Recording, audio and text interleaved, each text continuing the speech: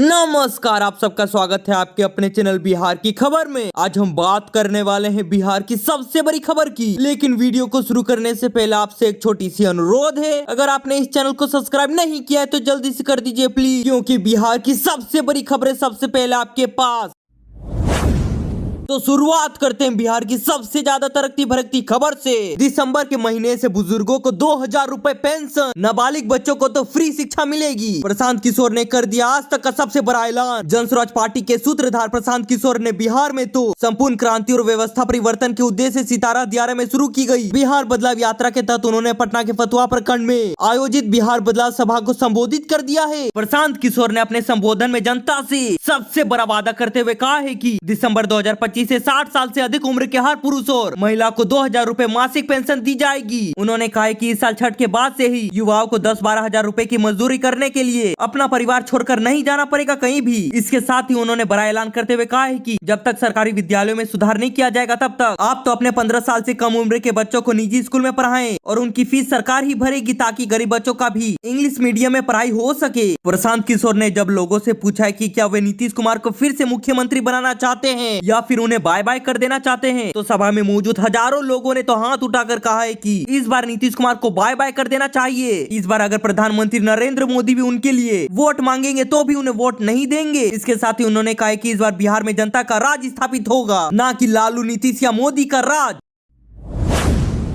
वहीं पर बिहार से सबसे बड़ी अपडेट आपके सामने। महागठबंधन के नेताओं के साथ राज्य निर्वाचन आयोग पहुंचे तेजस्वी यादव। बिहार में तो वोटर लिस्ट पुनरीक्षण पर जताया है विरोध। बिहार में तो विधानसभा चुनाव से पहले चुनाव आयोग द्वारा कराए जा रहे विशेष मतदाता सूची पुनरीक्षण कार्यक्रम को लेकर बिहार की सियासत पूरी तरह से गर्म हो गई है। विपक्ष तो इसे एनडीए सरकार की साजिश बता रहा है। इसी बीच नेता प्रतिपक्ष तेजस्वी यादव महागठबंधन के नेताओं के साथ राज्य निर्वाचन आयोग पहुंचे हैं और लिस्ट पुनरीक्षण कार्य पर आपत्ति तक जता दी है। दरअसल बिहार विधानसभा चुनाव की तैयारियों के बीच भारत निर्वाचन आयोग द्वारा कराए जा रहे विशेष गहन मतदाता सूची पुनरीक्षण कार्यक्रम 2025 को लेकर बिहार की सियासत तो पूरी तरह से गर्म हो गई है और नए विवाद भी सामने आ रहे हैं। एक तरफ जहां सत्ताधारी दल इसका तो पूरी तरह से समर्थन कर रहे हैं, वहीं पर विपक्ष ने इसे बड़ा मुद्दा बनाकर सरकार और चुनाव आयोग को घेरने की पूरी कोशिश कर रहा है। बिहार में प्रतिपक्ष के नेता तेजस्वी यादव पहले ही आरोप लगा चुके हैं कि मतदाता सूची पुनरीक्षण के नाम पर चुनाव आयोग गरीबों का नाम मतदाता सूची से हटाने लगा है। तेजस्वी यादव ने तो यहाँ तक आरोप लगा दिया है कि चुनाव आयोग बीजेपी के एजेंडों के रूप में काम कर रहा है और गरीबों का हक मारने की पूरी कोशिश कर रहा है। तेजस्वी यादव ने कह दिया कि हार के डर के चलते चुनाव आयोग को आगे करके बीजेपी पीछे से सारा खेल खेल रहा है।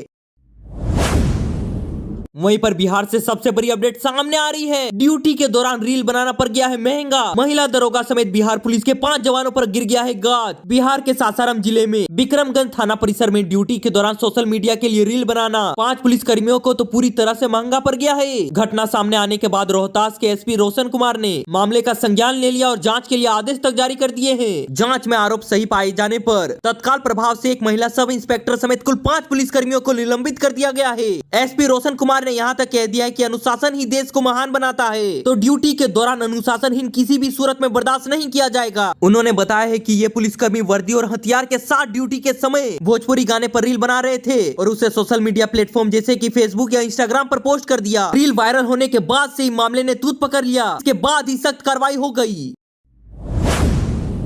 वहीं पर बिहार से सबसे बड़ी अपडेट सामने आ रही है। बिहार विधानसभा चुनाव से जुड़े सभी फैसले लेंगे लालू और तेजस्वी। राष्ट्रीय कार्यकारिणी की बैठक में आरजेडी ने कर दिया अधिकृत। राष्ट्रीय जनता दल की राष्ट्रीय कार्यकारिणी की बैठक में लालू प्रसाद यादव को एक बार फिर से सर्वसम्मति से पार्टी का राष्ट्रीय अध्यक्ष चुना गया है, जिसकी औपचारिक घोषणा तक कर दी गई है और ये बैठक पटना के होटल मोरिया में आयोजित की गई थी। इसके साथ ही सीट बंटवारे से लेकर टिकट वितरण तक के तमाम अधिकार लालू तेजस्वी के पास होंगे। बैठक में राजनीतिक, आर्थिक और विदेश नीति से जुड़े कई प्रस्ताव भी पेश किए गए हैं, जिन पर अंतिम निर्णय राष्ट्र परिषद की मंजूरी के बाद ही लिया जाएगा। बैठक में लालू यादव, राबड़ी देवी, तेजस्वी यादव सहित सभी प्रदेश इकाइयों के अध्यक्ष, वरिष्ठ नेता और कार्यकारिणी के सदस्य मौजूद रहे। लालू यादव ने कार्यकर्ताओं से पार्टी को मजबूत करने और भाजपा को सत्ता से उखाड़ फेंकने का आह्वान तक कर दिया है। माना जा रहा है कि बिहार विधानसभा चुनाव से पहले महागठबंधन में सीट शेयरिंग और रणनीति को स्पष्ट करने के लिए राजद द्वारा ये निर्णय एक बड़ा सियासी संकेत हो सकता है।